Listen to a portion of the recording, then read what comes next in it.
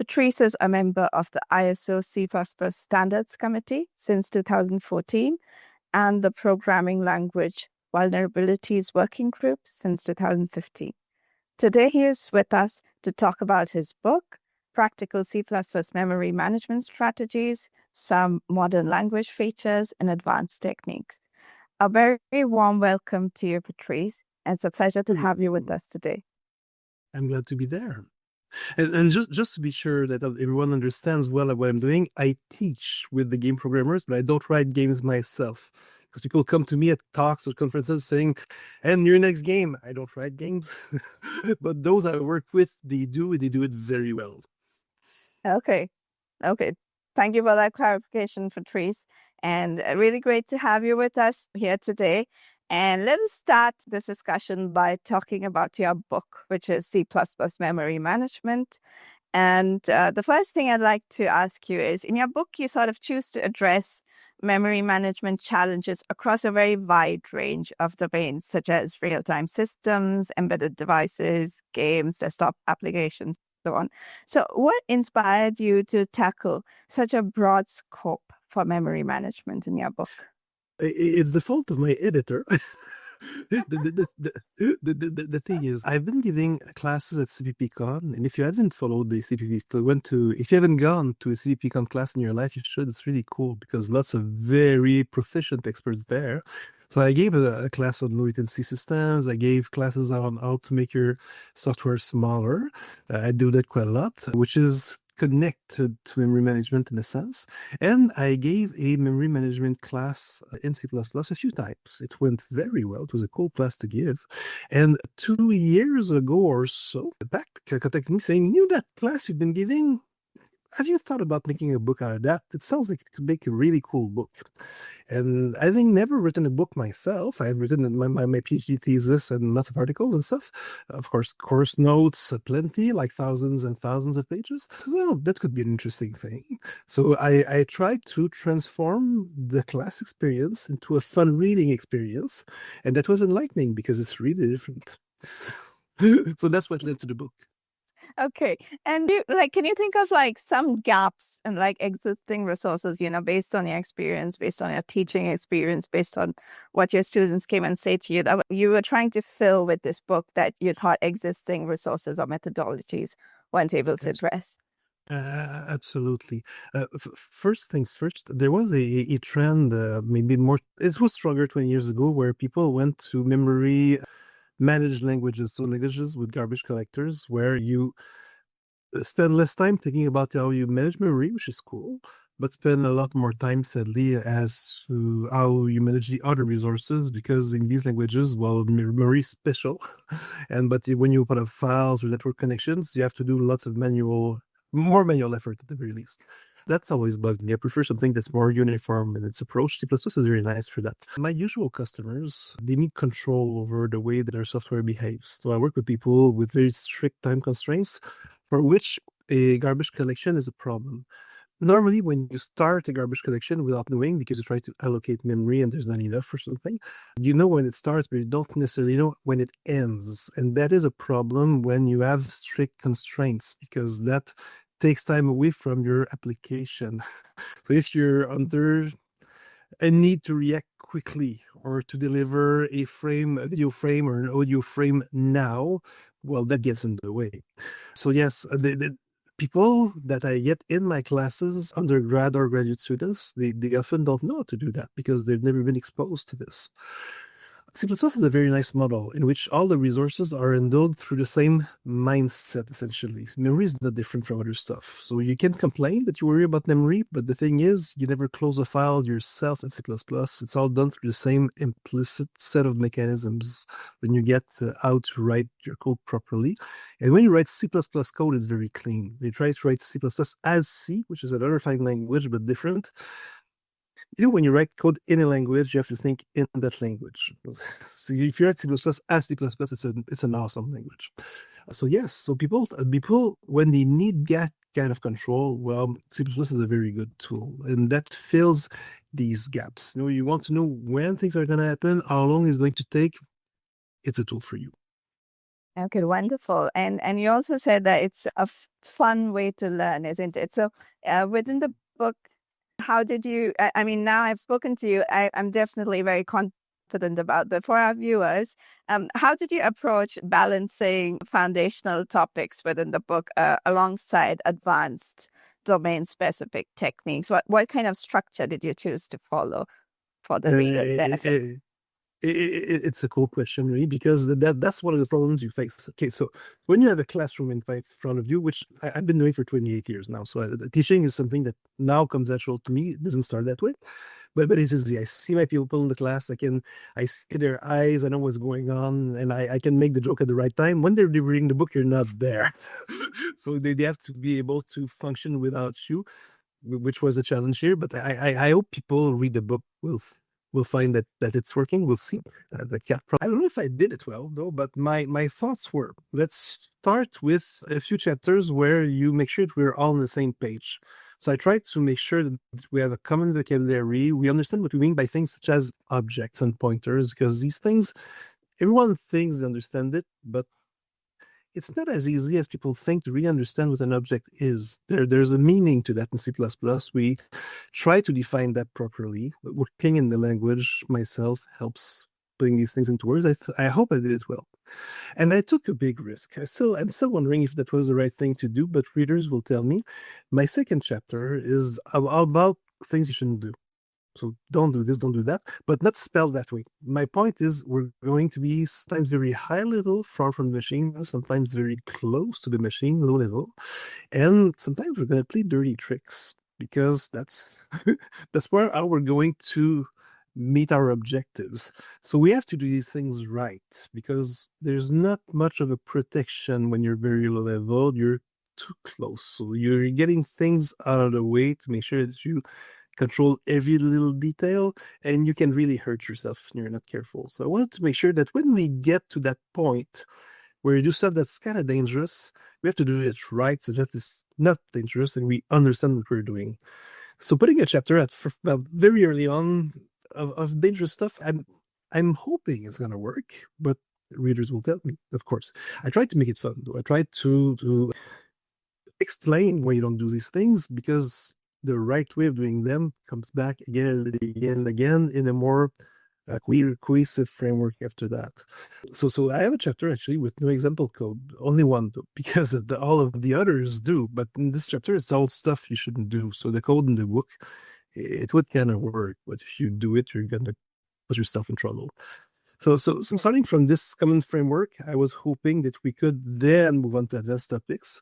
And I'm trying to be gradual there. So starting with stuff that's more common knowledge and getting towards more advanced and exotic stuff after that. Okay, that's a very creative approach, and it's really going to be interesting to hear what readers think. We'll not soon enough. But what would you say will be the most important takeaway for someone who picks up the book and like reads it from beginning to end? The most important thing. That one is difficult because we have a variety of potential readers here. So I'm hoping that some people will get, maybe from the first third of the book, a good grasp of just some practices. Okay. For example, there's a chapter around 5 or 6, I don't remember which one, where we discuss how to use standard smart pointers, and I think everyone should know how to do that in today's C++ because it's really a good way of working. You understand the pros and cons, the costs where there are costs. Sometimes there's none, and you just write code that works really. Then when I go one step further, we actually write academic versions of these, but reasonable versions of these types to understand what's going on under the covers. So if you want to write good code that manages resources yourself or using standard tools, the first half of the book is going to get you there, I think. And if you're a beginner to intermediate programmer, just wants to write smart code, is going to be good. If you want to learn how things work and see the nooks and crannies and everything, the further you go, the better it will get. You get the same effect towards the end. I have 3 chapters where we use containers, where you store stuff. The first one really is a naive approach with 2 different containers. You write the kind of code that would probably come to mind for you when if you had to write one. But then we go deeper, because if we want to compete at the speed of the standard containers that are really well done, then you have to know more stuff. And your memory management knowledge from earlier on the book comes together and helps you do a better job, avoid unneeded work. But of course, it's more involved. So there's a gradual thing. I think that beginners, intermediate, experienced programmers will get different benefits and use some of the chapters more than others. Someone who's more experienced will probably like the last part of the book more than the first one. Because that, at least that's how I tried to build it. Okay, brilliant. Thanks for that. Now let's move on to our next segment and talk a little bit beyond the book about how C++ memory management plays out in day-to-day development from your experience with it so far. So the first question I have for you in this area is, according to you, which modern C++ features have most improved memory safety and management? Oh, that's a huge question. The safety trend these days is very important to everyone working on the language. So we are all safety conscious these days. We have recently, with C++23 being adopted, introduced something called erroneous behavior, which makes it not undefined, but actually an error to do things such as read from an uninitialized variable. So prior to the introduction of that perspective from my friend Thomas Kuffe, hope I pronounced his name right, the reading from a variable that you had not written to in the first place was what we call undefined behavior. So the compiler could actually do anything around your code because you broke the rules. Now we made that kind of stuff into an error. So we're encouraging compilers or the program to stop executing at that point because there's something wrong. It is better to have an actual hard error in such cases than just going on and hoping for the best, even though you just broke the rules. So things like that we changed. In terms of memory management, and I tried to make a point of that with the smart pointers section, the first thing you should do with memory management don't do it. If you can avoid doing it, the automatic mechanisms just work fine in C++. But when you do need to deallocate, or manage exotic memory, control how your containers behave when you need memory, when you need that control, we have very good tools. So before you try resorting to manually allocating and deallocating, you can use the type system to do that for you in a sense. So if you use smart pointers and you say, well, that object there is the sole owner of the resource. It's written in my source code. Lots of bugs go away. You don't have to say who will free memory. It's that guy. He's responsible for it. It's his job. If you're in the more rare case where you have co-owners of the resource and you don't know which one will be the last to use, we have shared pointers. So you write that into your code as a type. So you remove the unasked question that programmers would get if you looked at raw pointers, which is who's responsible for that thing? How should I free it? Should I even free it? Is it my job? If it's in the type system, you don't ask that question. So that removes a whole class of bugs. If you're trying to use raw read by hand, sometimes you need to. But we have those cool things like vectors that do that management for you, that grow efficiently. And when you look at how you can write that thing when you want to be efficient, you really respect the ones who actually do that job, because it can get very complicated. So we don't write in the book every function of vector, but we write a few. To give you an idea of, if you really want that level of performance, what do you need to worry about? And that's kind of enlightening if you've never thought about that. It's really cool. So if you use the type system to your advantage, a whole class of bugs goes away. It really helps you. So yeah, I don't know if it's a new way of thinking, because containers have been there for a while, smart pointers for more than a decade, much more than that indeed, but the ones that we use today have been there since 2011. What the book will bring you is if you need to encode into your type system other memory management strategies than the default was, how can you do that? Can you customize, say, unique pointer to free your resource in a different way than just calling delete on it? Of course you can. Here's how you can do that. Here's the costs. Here's the way to do it without a cost, because my customers costs, they worry about that quite a bit. If you have different semantics, then I'm the sole owner or we're co-owners, there's a way to express that too. So we write our own smart pointers that are not the standard ones, but that have different semantics that sometimes you might need in your code. So again, if you move from a manual standpoint to something that uses type system to your advantage, your code will be safer, I think. So from a safety perspective, there's that. The other thing, of course, is exception safety. Lots of users do not use exceptions in C++. My game programmers and my embedded system programmers are of those, but a lot of people actually do. And if you have exceptions in your code, well, you need to make sure that your resources get deallocated or freed properly too. So the book, of course, goes into that. It was suggested to me to write a chapter on that, but instead what we did was use it as a common thread throughout. So all chapters worry about exception safety to make sure that the word gets across and it's clear. I hope it's a long question, a long answer, but I hope it's okay. No. Like, please feel free to go as in-depth as you feel is necessary. Actually, you've almost answered a part of what my next question was supposed to be. My next question was, what memory-related mistakes are still common in current C++ code bases, and what tools or practices help reduce these errors? So would you like to just explore this question a bit more? Yeah, it's a beautiful question because it's an actual problem. We are, over time, reducing the number of cases where you'll get in trouble with C++. If you use C++ as C++, you have a lot less bugs than you would if you used it otherwise. Again, C is a fine language, but if you write C++, it's better to think in C++. As I said, your code will be smaller, probably faster in many ways. So the bugs we still have, the problems we still have, the main one is probably what we call dangling references. There's ways to express code in which you're referring sometimes to objects that have gone away. Lifetime is at the core, lifetime management of your objects is at the core of C++, really. Lots of things we do in C++ are tied to the way the object lifetime cycle works.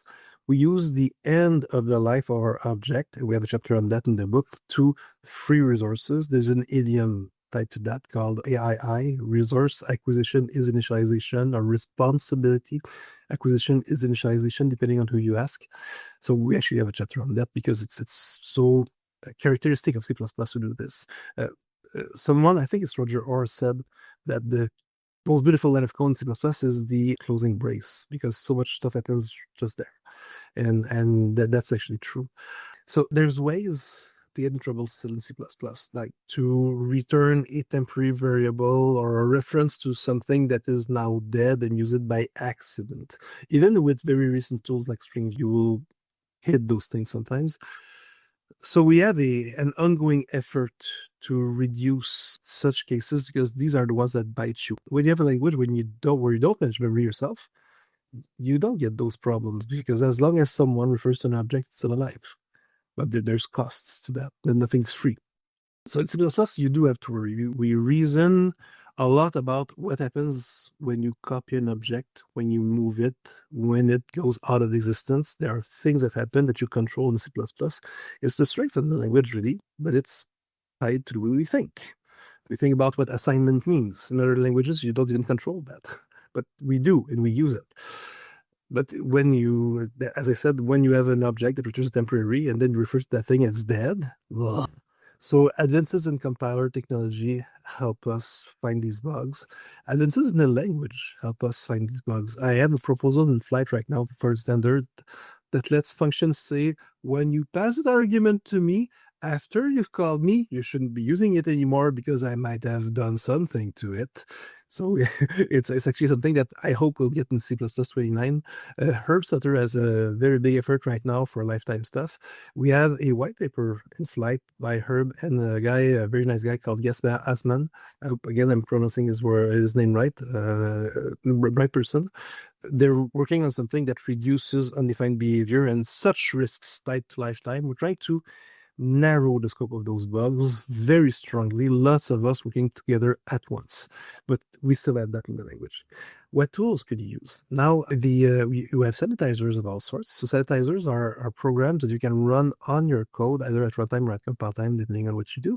And that will inform you that you're accessing something that is gone or accessing an array out of bounds or this or that. So there's tools for that are external to the compiler. We have an effort from Louis Dion, a fellow Québécois, again, a very bright guy, working on the client standard library called Standard Library Hardening. So they did measurements and they found that by enforcing some rules for, say, out-of-bounds access and stuff like that, they managed to get safer code with a very, very low cost, like 0.03%. That's very encouraging because we're very speed cautious in C++. So when the costs are very low, it's interesting. Otherwise, we probably wouldn't do it. So as you can see, lots of efforts there, both from at once from the compiler side, from the language side, from the library side, and from external tools. So it's a concerted effort by many, many people to get the language safer. Okay. I think it's going great. Oh, and I should add profiles because Bjarne has brought something called profiles to. You just recompile your code and you say, well, I really want my compiler to enforce those rules, and it will check bugs that you think are important in your code base. So you activate it if you want, or at least it's there by default and you can deactivate it if you don't want it. Lots of my users will do that. But we have this. We have contracts coming into C++26, where you can mark preconditions of your functions, post-conditions of your functions, and some assertions, things that you think should hold at some points in your code, not as prose, but as code. You're saying this you should check. And depending on how you compile your code, either they will be checked, observed, ignored, different things can happen, but at least you wrote in the code what is supposed to be true when you come in the function, when you get the function, and at specific points inside. These are all ways to get your code better, safer, more correct. I don't think I'm answering correctly. Yeah, brilliant. And great insights on like upcoming future, things that we're going to see soon. So that was great. So a related question. So when would you say it's appropriate to avoid SEO containers or smart pointers for performance reasons? Like, can you think of a couple of cases where it may be necessary? Okay, so I tried to address that question in the book at some point. So suppose you have to think about why you're using something. Okay, so let's take vector. It's an interesting use case. We all tell people use vector by default. It's fast, it's efficient, and it's safe for the most part. And effectively, it's a great tool. If you're using a vector, you want an array that dynamically grows. When you add stuff to it, that there's not enough room. Awesome. I think all modern languages have something like that, and ours is blazingly fast. But of course, there's costs to everything. If you're using a vector and you want it to be efficient, it has to be bigger in size than what you really need. Because the point is you allocate more memory such that when you add stuff at the end, the memory is already there and you don't have to reallocate. That's why it's quick. It's using more memory. So when you add stuff to a full one, at that very moment, you have to reallocate, and that addition will cost you something. So if you see it coming, you can maybe reserve the memory ahead of time so that you don't pay it when it's critical. So we discussed that. If you want a fixed size array of a size at compile time, but that's reasonable, not too big, just use an array. It's totally fine. If it doesn't have to grow, why pay for the vector? Because vector, it needs to know the capacity, the number of elements, and where it starts. So there's like three bits of information. If you have an array of fixed size, just knowing where it starts is sufficient because the rest is a constant, so it's easy. When you're in the middle, there's a thing in the standard for something that you need to allocate dynamically, and because maybe it's big or you just know the size at runtime, but it won't grow. But you can achieve that with a unique pointer of array. So you allocate your array and you give it a unique pointer. But then you have to take the size into account separately because the unique pointer knows how to destroy your object at the end, but doesn't know how big it is. But you can write an in-between container. We do that too. You can have a fixed size array. So if you have where it starts, what the size is, because you want to remember it, but you don't need it to grow. Well, maybe vector is too much for you. So sometimes you want to save space and you want to save features you don't need really. Of course, if you use a vector and you never grow it, you're not going to be using the features anyway. But the point is you can get something that is leaner. So if you need less memory footprint or smaller objects or whatever, by rethinking your approach to the problem. Do I need to grow? No. Well, maybe it's not vector I need. I need something more custom, something like that. So yes, this is one example of a case where then smart pointers are cool, but they define responsibility over a resource. When you just want to use something, you don't need a smart pointer. Just a raw pointer is enough. As long as you have this system array, you know how big it is. So, and you won't get that just from me. You get that from many other committee members, I think.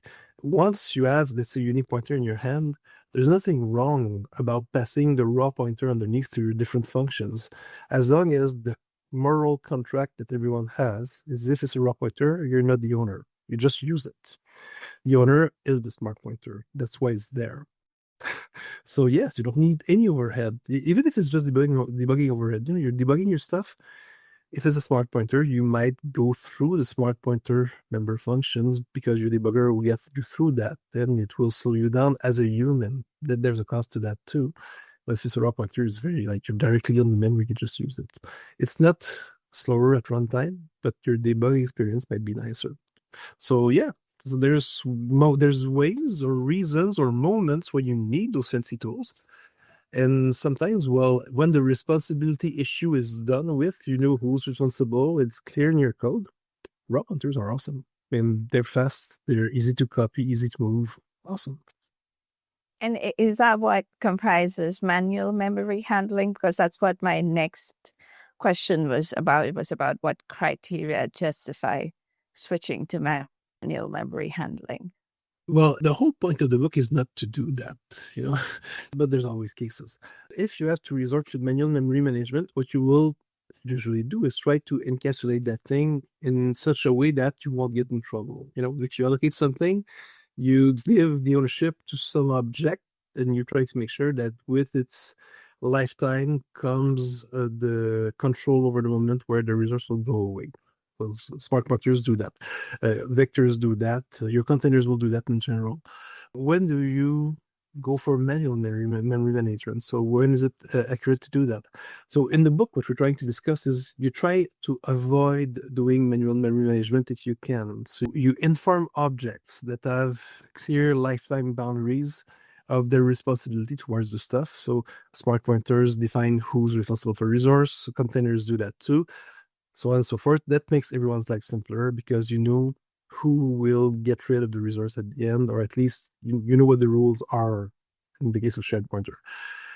Now, sometimes you have exotic cases. You really want to use exotic memory. So you have a black box in a race car or in a boat or in a plane, and you have a non-volatile memory there that you really want to use.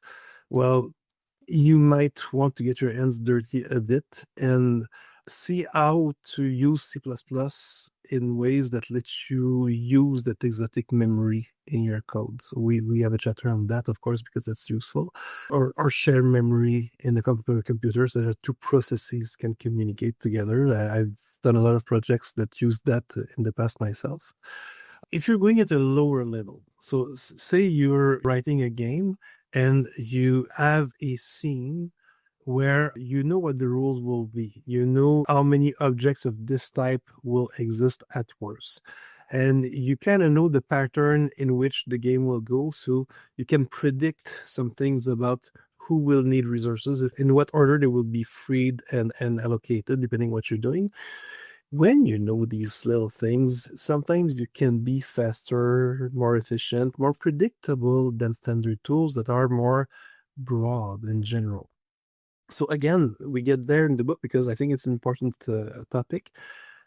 When you know what's going to happen, or when at least you know the context, you can always beat the system. The system is very, very good on average. It's very good for the common case. It's very good in general. Your standard libraries will provide very good facilities for manual memory management, very efficient on average, but they don't know what your problem is, and you do. So when you know the rules, you can do better. We actually, as a chapter, we do blazingly fast stuff because we know things and we show that. I think it's a fun chapter. People, my technical reviewers like this one because being someone who played Dungeons and Dragons and likes Lord of the Rings and stuff, we kill orcs. That's so people who like monsters will probably smile at this one. But yes, so sometimes when you understand the context, well, you can by going a bit lower and taking control over things, you can be faster. So, but these low-level features, you will still try to encapsulate them if you can to avoid humans having to manually take something here and bringing back there. Okay, because they get in trouble when they do that. So the point, I'm going to quote, I hope correctly, Scott Myers here, who's well known in the community, who's retired now, as far as I know. You cannot prevent people from doing stupid things. So you leave control to your users. I mean, they sometimes they need to do stuff and they need control over the little bits, but you have to make sure that the easy thing to write is the correct one. So we provide them with tools that alleviate their tasks from the bad stuff and the dangerous stuff. If they don't need to do it, that's very efficient. And you still give them control over the little stuff when that's what they need.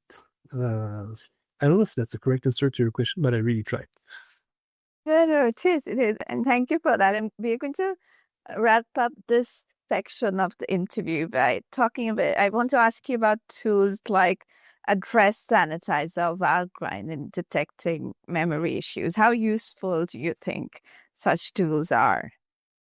They're awesome, but I'm going to be a bad guy. I don't use them much, but they really are very good tools. Of course, there's costs to everything, but the sanitizers are very good tools.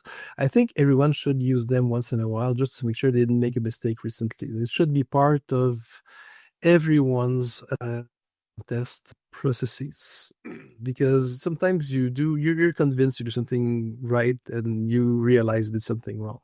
In the same sense that you should try to raise your warning levels when you compile. If you're using Visual Studio, try W4, something like that, or maybe not W all with GCC because it's too noisy or Clang, but raise your warning levels a bit just to make sure that by default they don't necessarily tell you as much as they should.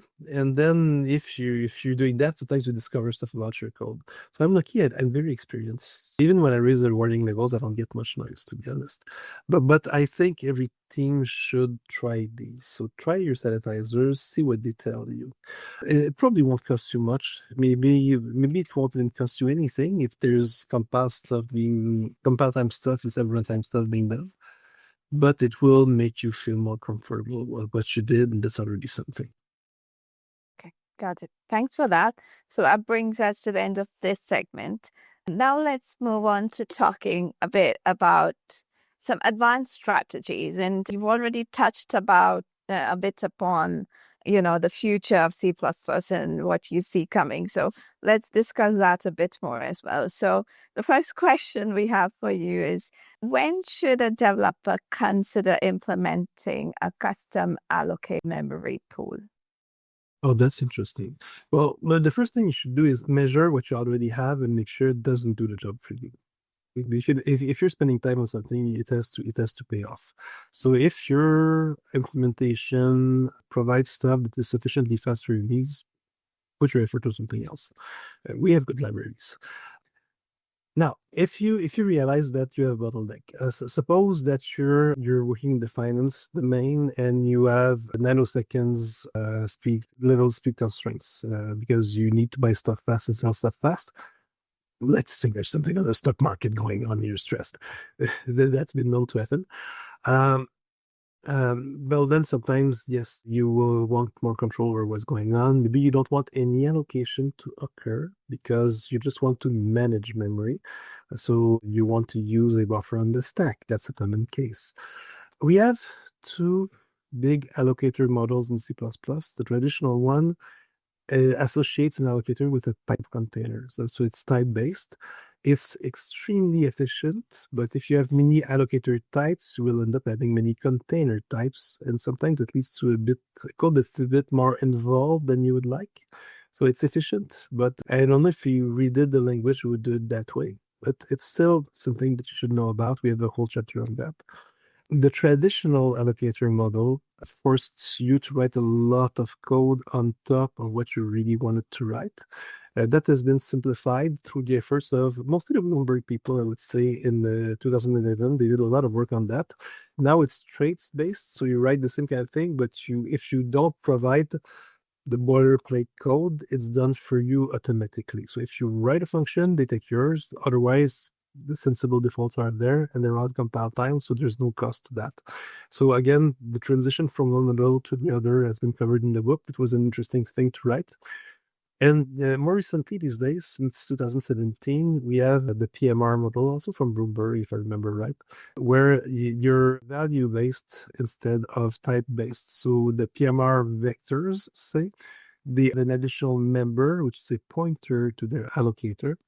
So instead of being in the type, it's in the object. And then when you're allocating and deallocating, there's only three functions to write if you write your own, but it's a virtual function call.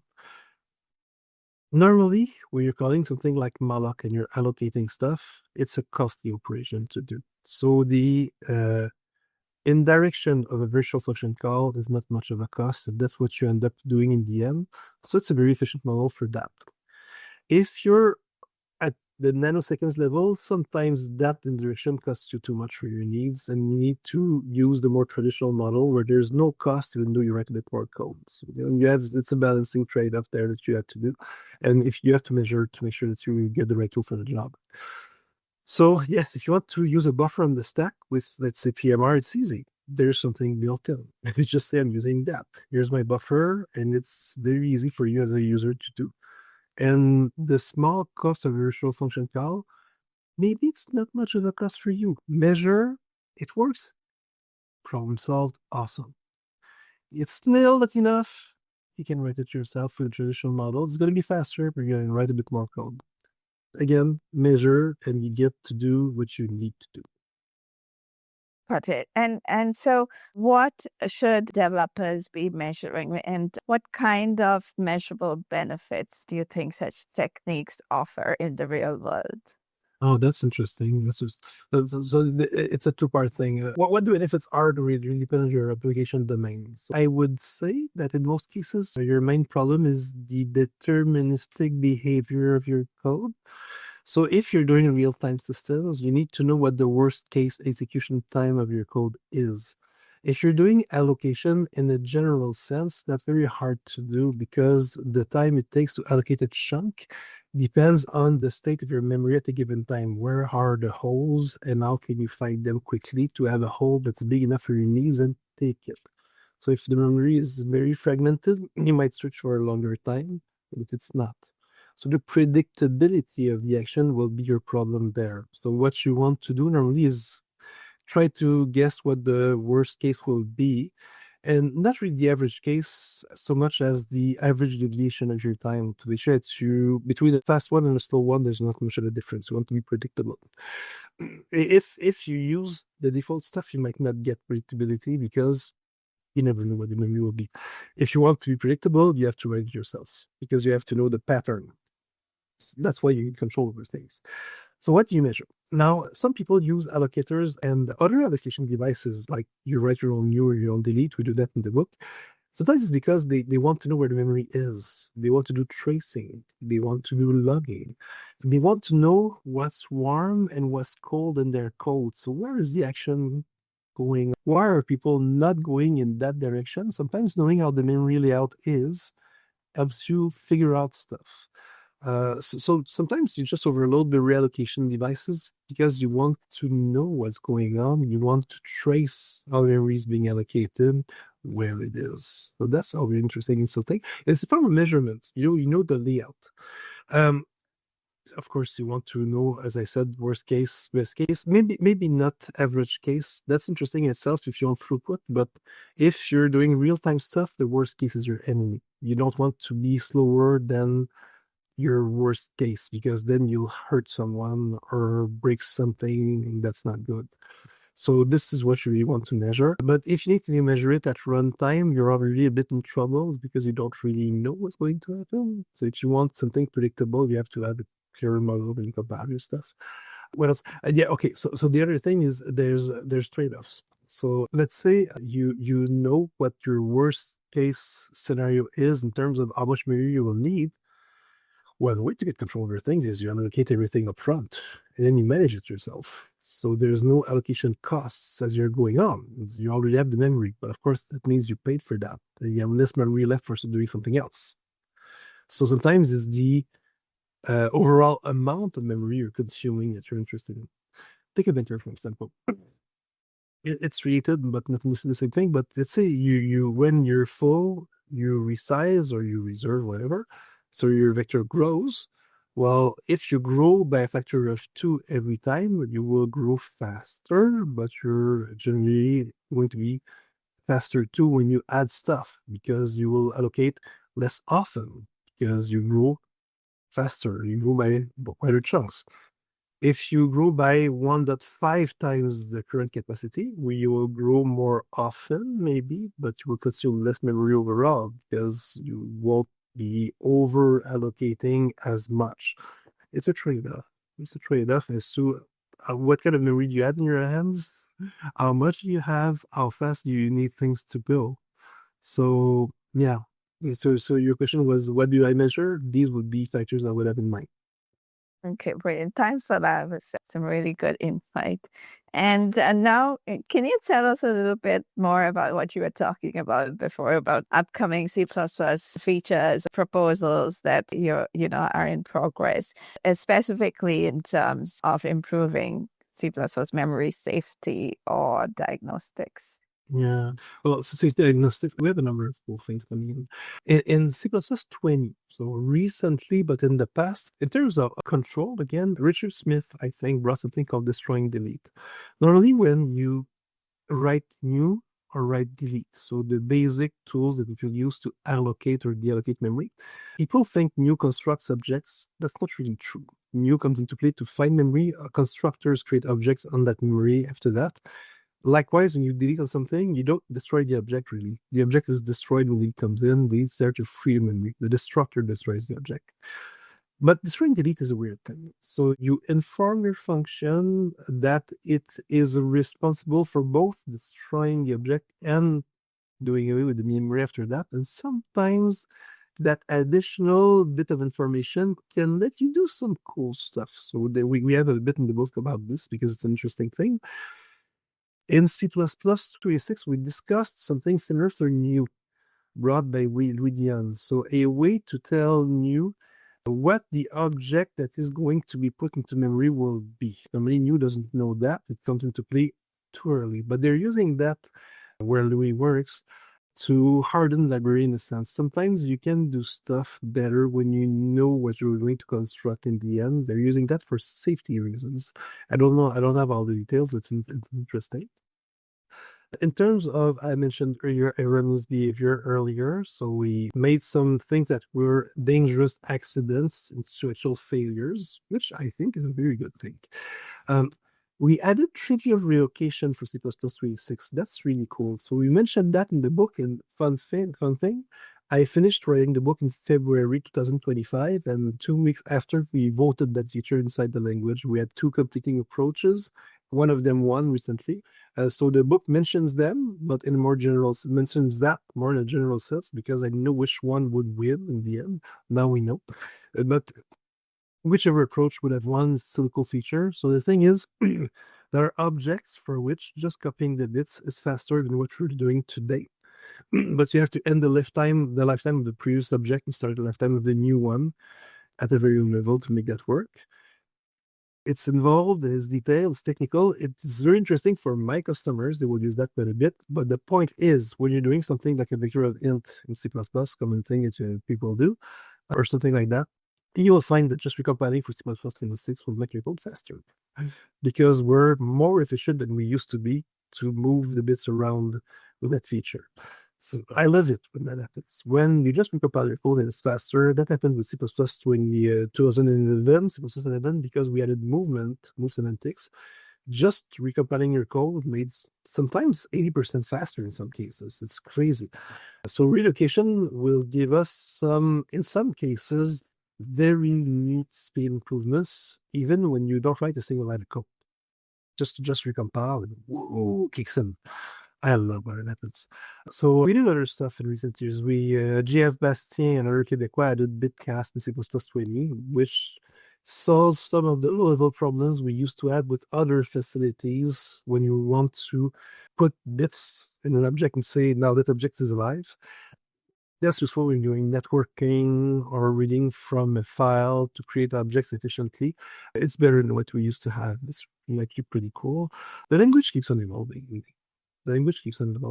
I'm hoping we get a better set of standard allocators that do common tasks for us, because that will help people use allocators more and write allocators less. That's a tricky thing to do sometimes, even though the PMR allocators are not that hard to write. But when it's well written, everyone benefits from that. We just added a new container from C++ 26 called the Hive from Matthew Bentley, a guy from New Zealand. It's very nice. That's going to be useful for game programmers, among others. It's the guy comes from the games industry. There's a lot of benchmarking on this thing. For what it does it very well. People will like that, I think. So new containers, we add flat maps and flat sets. New containers in C++ 23, I think, that give you more control over memory layout. It will give you more predictable performance in some cases. They have different trade-offs than the usual maps and sets, especially when an exception comes around. You don't want to use these things in cases where there's a lot of exceptions. They're not built for that. But again, my games people will love them. So as you can see, there's many cool features recently for the performance conscious and the security conscious among us. Okay, thank you for that sort of sneak peek into the future. We're almost towards the end, and to wrap up, I'd like to ask you, what would be Patrice Roy's top 3 tips for experienced C++ developers on managing memory safety efficiently? Oh, it's going to be the same thing for everyone. The first thing is you need to is a clear view of what you want to do and what your problem is. You should think before you code. If you don't know what you're doing and just hacking away, sometimes it's fun, but it's not efficient. And you might put a lot of effort in the wrong place. And then you should measure. You should measure to see if the normal solutions are not already doing the job. I've seen too many people, myself included, because sometimes you're so convinced that you're doing the right thing, put hours, if not days, if not weeks, sometimes into optimizing something that in the end you realize is not called in practice much. So you put a lot of effort and there's no returns. So use profilers, use actual measurements, instrument your code, and see where should I put my efforts. That will really pay off. If you don't do that, you're just wasting your time, you're wasting your company's money. And then you should test your stuff, because it's one thing to have a theoretical view of what you want to do, but then you measure it to know what the needs were, and in the end, you see if you get actual returns on your investment, if you didn't break anything. That's important. Test often. I don't do that much enough myself. Everyone should do that. Should run tests regularly. An example, if you let me, a small example for optimization purposes is the likely and unlikely attributes. We added them in C++ 20 to let programmers say, well, in that if branch, I think I'm going to be taking the else branch more often than the if branch. So I know stuff. So I'm going to tell my compiler, optimize for the else, because I'm pretty sure this is where I'm going to go and practice. Compilers are good at figuring these things out. They're very, very, very good. But sometimes you know. Sometimes you know because you know the data. The compiler doesn't know the data. It knows what your code looks like, but doesn't know what the inputs will be. So maybe you know that your data comes in groups of 4 or 8, and that's why you know something is likely. That's the information known to the compiler. But otherwise, compilers are very bright, you know. So one of the compiler writers, Jonathan Caves, who I love, bright guy, a very nice guy to chat with, he works at Microsoft. So Jonathan told me, you know, these things, they go stale. These optimizations, we put them there, you have to really retest your assumptions often because sometimes compiler technology changes, optimizer technology changes, and maybe the naive code will beat the hell out of your optimized thing at some point because they figure things out you didn't see. Another thing that was there, I had a friend that I gave a class in the evening, and a friend of mine came to discuss optimization things for real-time audio. And this guy writes assembly code from time to time because he measures, he profiles, and at some point he gets to the stage where if you want to be faster and you realize that this function eats up 5% of your CPU, well, this is the one I'm going to optimize, and this is the time where I need to do in my hands and do assembly code. But when he does that, he always keeps the basic, naive, even C or C++ version of his code handy. And he regularly retests and compares the optimized assembly version with the basic stuff. Because there's always comes a time where compiler technology makes it so that your basic stuff would be faster than your assembly code. And then, well, you retire it because it's not useful anymore. So you keep it handy. It's easier to reason on C++ code than an assembly code for most people. And so, yeah, retest your assumptions often. So planning or thinking, seeing the problem clearly, then measuring to make sure that your efforts are worth something, and in the end, testing, retesting, and retesting again to make sure you didn't break anything, that your work brings results. The one well-known quote from our tenant, also programmer, there's one, is that the older you get and the more you realize that you're bad at assuming what's going to be fast and slow in your thought. Brilliant. Okay.